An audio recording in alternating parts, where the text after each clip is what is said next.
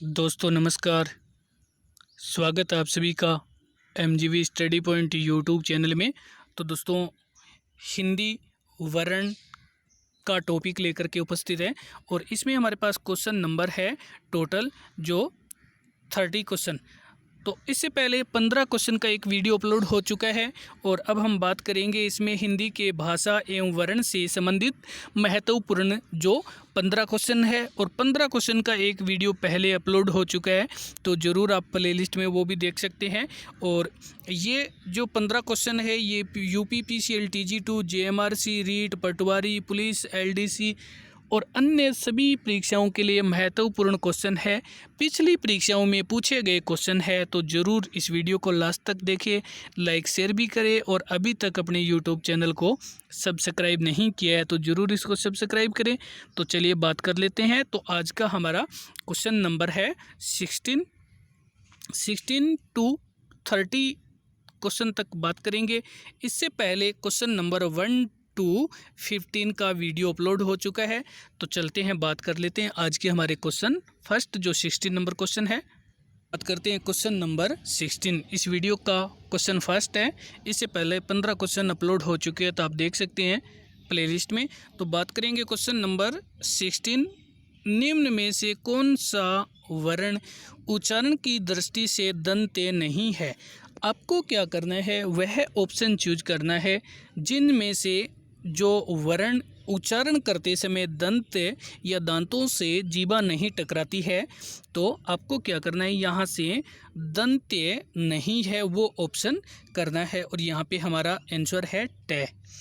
जो ट है ये मूर्धन्य है कि जब हम उच्चारण करते हैं तो ये दांत से जीभा नहीं टकराती है। और त न द जो त वर्ग है ये दंत्य कहलाता है।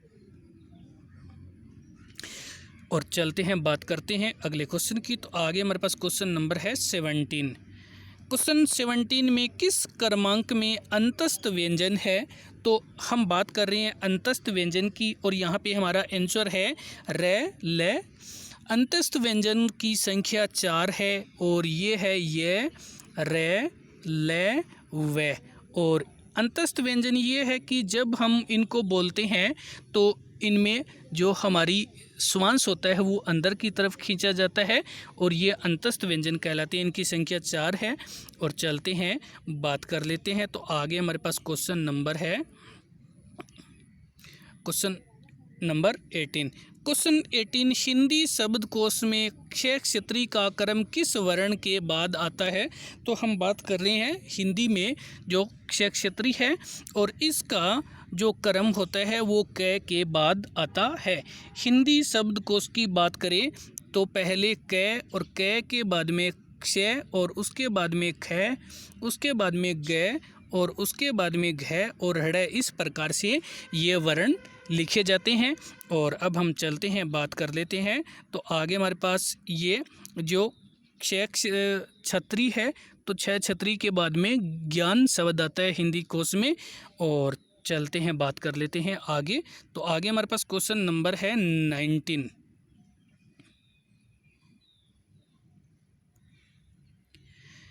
क्वेश्चन 19 में नए व्यंजन का उच्चारण स्थान है। तो बात कर रहे हैं कि जो नए व्यंजन है उसका उच्चारण कहाँ से किया जाता है। और यहाँ पे जो हमारा आंसर है ये है इसका नए व्यंजन का उच्चारण वत्सरीय और नासिका है। और अब हम चलते हैं बात कर लेते हैं। तो आगे हमारे पास क्वेश्चन नंबर है 20। क्वेश्चन नंबर 20 में दी तत्व का प्रयोग किस शब्द में नहीं हुआ है? हम बात कर रहे हैं दी तत्व। और दी तत्व में जैसे दो शब्द होते हैं उनका प्रयोग किस में नहीं हुआ है?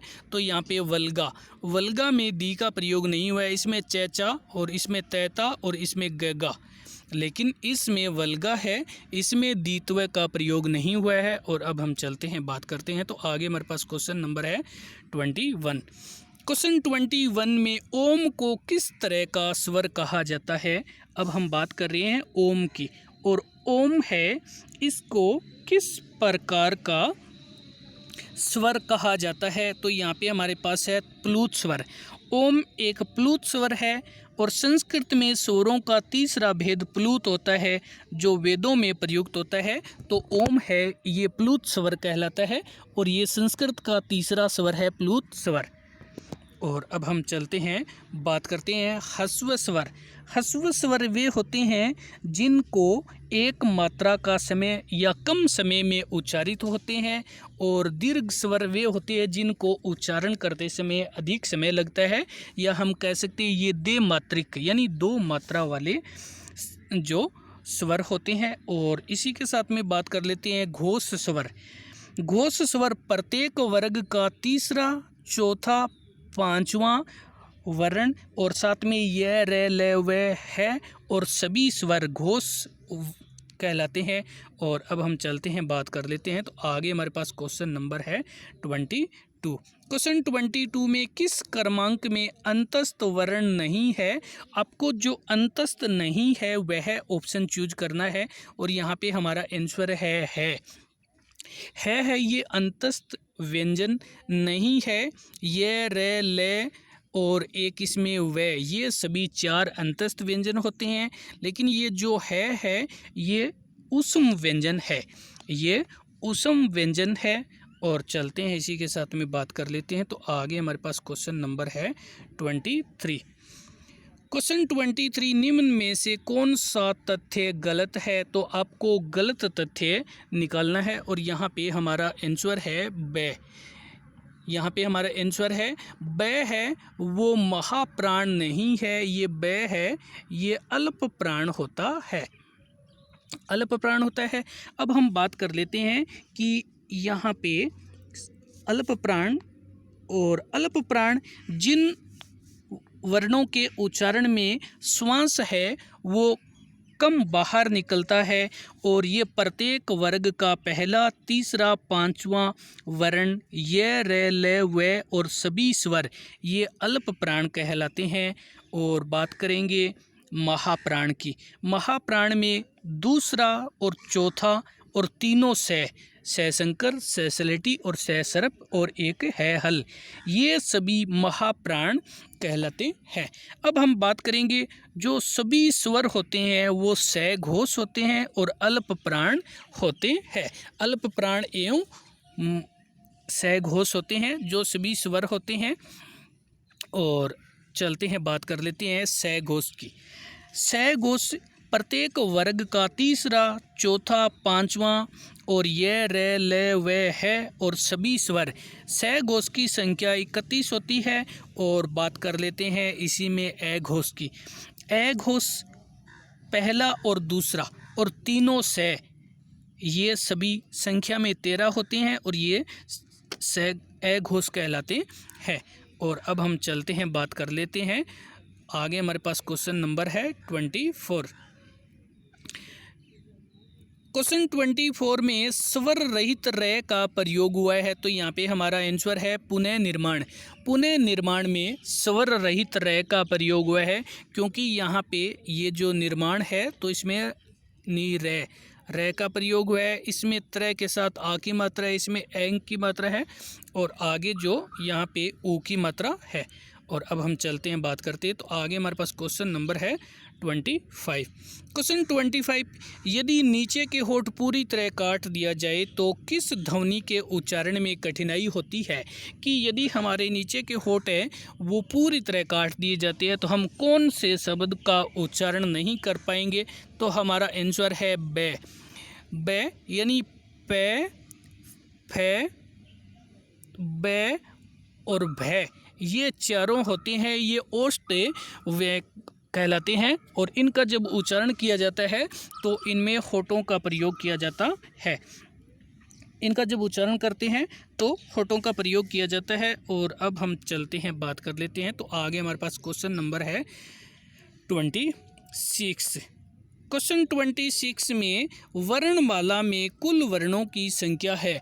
तो अगर हम बात करें वर्णमाला की और वर्णों की कुल संख्या, तो वर्णों की कुल संख्या 52 होती है। वर्णों की 52 होती है।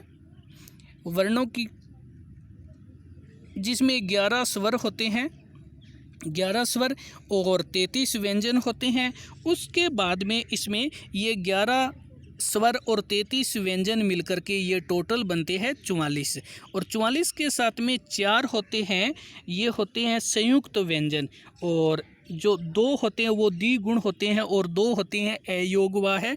ऐसे करके कुल जो होते हैं ये 52 होते हैं। संख्या में कुल वर्णों की संख्या 52 होती है, और 25 होते हैं स्पर्शी व्यंजन, 25 होते हैं स्पर्शी व्यंजन, और ये होती हैं क से लेकर के मैं तक, क से लेकर के मैं तक 25 स्पर्शी व्यंजन होते हैं। जब हम इनका उच्चारण करते हैं तो जीभ है वो हमारे मुख विवर में कहीं न कहीं ज़रूर टकराती है।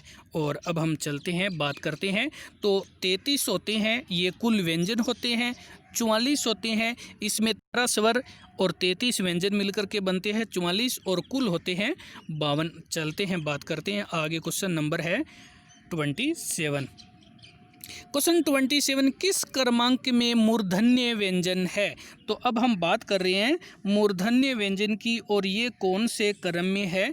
तो हमारे पास ये है ट, ठ, ड, ढ, न, ट, ठ, ड, ढ, न, और इन सब को जब हम उच्चारित करते हैं तो हमारी जीवा है ये मूर्धन्य से उच्चारित होती है। और चलते हैं, बात करते हैं। तो आगे हमारे पास क्वेश्चन नंबर है 28। क्वेश्चन 21 में किस क्रमांक में वृत्तमुखी स्वर नहीं है? आपको वो करना है कि वृत्तमुखी स्वर नहीं है, वो ऑप्शन आपको चूज करना है। और यहाँ पे हमारे पास क्वेश्चन नंबर है, इसमें आंसर है आ। वृत्तमुखी स्वर आ का उच्चारण करते समय ये जो हमारा मुख है वो वृत्त आकार में नहीं बनता है, वृत्त आकार यानी गोल नहीं होता है, और आ है ये एक विवर्त मुखी है, या हम कह सकते हैं ये विवर्ती जो स्वर है, विवर्त स्वर है। और अब हम चलते हैं तो बात कर लेते हैं आगे। हमारे पास जो दे रखी है ये दे रखा है ऊ, ये जो दे रखा है ऊ, और इसी के साथ में जो आगे दे रखा है ओ और औ, ये सभी है ये जब स्वरों का उच्चारण किया जाता है तो हमारा मुख है वो वृत्ताकार हो जाता है, या हम कह सकते हैं हमारा मुंह है वो वृत्त के आकार गोल हो जाता है। तो इसमें ऊ, ओ और औ ये तीनों ही वृत्तमुखी स्वर है, लेकिन आ है ये वृत्तमुखी न होकर के ये विवर्तमुखी है। और अब हम चलते हैं, बात करते हैं। तो आगे हमारे पास क्वेश्चन नंबर है 29। क्वेश्चन 29, किस क्रमांक में पश्च स्वर है? तो बात कर रहे हैं पश्च स्वर की, और यहाँ पे हमारा आंसर है कि इसमें जो ऊ दिया है ये पश्च स्वर है, ऊ पश्च स्वर है। बात करेंगे पश्च स्वर क्या होते हैं कि उच्चारण में जीभ के पीछे का भाग ही सक्रिय होता है, या हम कह सकते हैं जब उच्चारण किया जाता है, इस अक्षर का उच्चारण किया जाता है तो जीभ केवल पश्च भाग की वो सक्रिय होती है या कार्य करती है, और यहाँ पे हमारा आंसर है ऊ। और आगे हम बात करेंगे ये जो ई दे रखा है और ई के साथ में दे रखा है ए, ये दोनों अगर भाग के है, ये अगर स्वर कहलाते हैं, जिसमें जीभ है उच्चारण के समय जीभ है वो अगर भाग से सक्रिय रहती है। तो इसमें जो अगर भाग के लिए ई और बड़ी ई, ए और ऐ, ये जो चारों होते हैं ये अगर भाग जब सक्रिय रहता है जीभ का तो ये उच्चारण होता है। और इसी के साथ में हम बात कर लेते हैं कि आगे, तो यहाँ पे हम बात करेंगे जो मध्य भाग से केवल ए बोला जाता है। मध्य भाग से उच्चारण के समय जीभ का मध्य भाग सक्रिय होता है और इससे केवल मात्र एक बोला जाता है ए, केवल एक ए बोला जाता है। और जो पश्च स्वर होता है, पश्च स्वर के अंतर्गत आता है, ये आता है आ और ऊ, बड़ा ऊ, ओ, औ और आफिस वाला आ, ये सभी आते हैं पश्च स्वर के अंतर्गत। पश्च स्वर के अंतर्गत आता है तो हमारा आंसर है ऊ। और मध्य स्वर के लिए हमने बात की है तो मध्य के लिए केवल होता है ए, मध्य के लिए केवल ए है। और अब हम चलते हैं, बात कर लेते हैं। तो आगे हमारे पास क्वेश्चन नंबर है 30। क्वेश्चन 30 जो कि इस वीडियो का लास्ट क्वेश्चन है। इससे पहले एक वीडियो 15 क्वेश्चन का अपलोड हो चुका है, आप देख सकते हैं। और यहाँ पे बात कर रहे हैं क्षत्रिय त्रैतरशूल गय ज्ञानी है। ये तीनों जो अक्षर है, ये जो तीनों वर्ण है, ये क्या है? तो ये है संयुक्त व्यंजन। ये संयुक्त व्यंजन है,